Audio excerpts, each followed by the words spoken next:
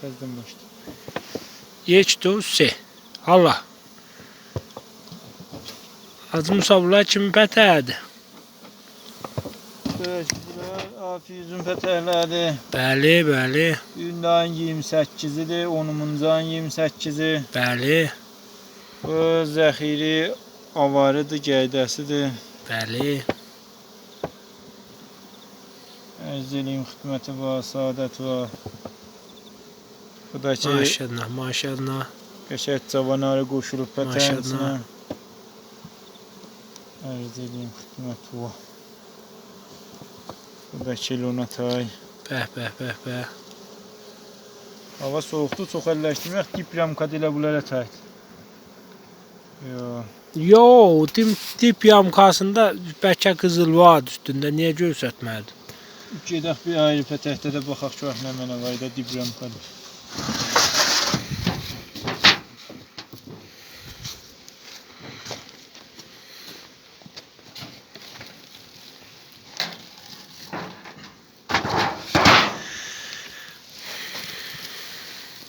Bəh, bəh, bəh, bəh. Maşallah. Cavananı məhəlli ağaca əzəmətlə vardı meydan olur.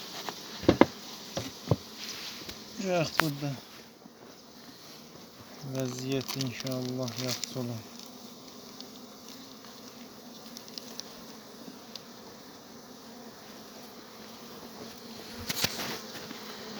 Aldan havaydan. Bəh, bəh, bəh, bəh. Bəh, bəh, çox gözəl, çox gözəl.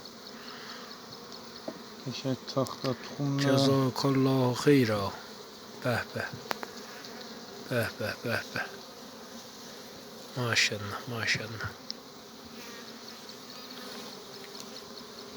Şükür Allah vəziyyətlər qəşəkləşib. Get çox tələsirlər də bölməyir. Olsun neynə hacımız. Müsbətə ayrama çəkər bölünməsi usta Rəşid. Bəh.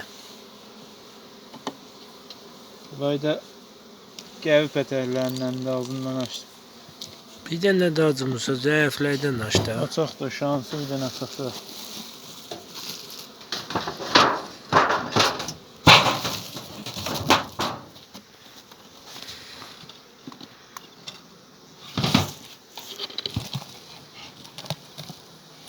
Əyli olmaz. Göz deyən məmuli pətəhli, zəif də. Zəiflər bir 2 gram kavaydı.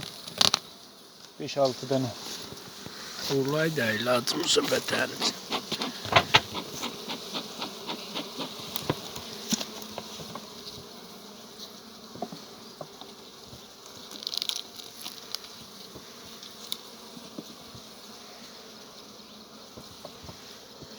İlk gəlib qəşək gram kanıda Maşallah.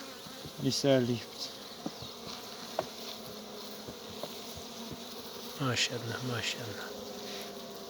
Röviyət olundu. Əlhəmdülillah. Qəşəkdir vəziyyətdə.